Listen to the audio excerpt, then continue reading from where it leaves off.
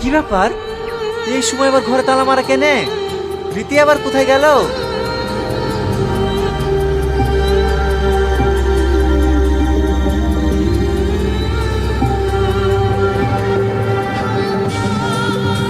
এটা আবার কিসের কাগজ?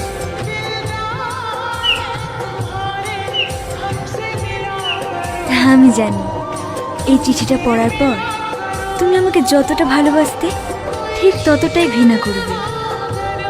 তবুও সত্যটা গোপন রাখতে পারলাম না। আমি একজন পরী।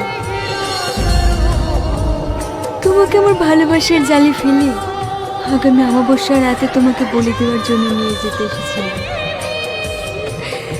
কিন্তু মিথ্যে ভালোবাসার অভিনয় করতে করতে কখন যে তোমার প্রেমে পড়ে গেছি আমি নিজেও বুঝতে পারিনি।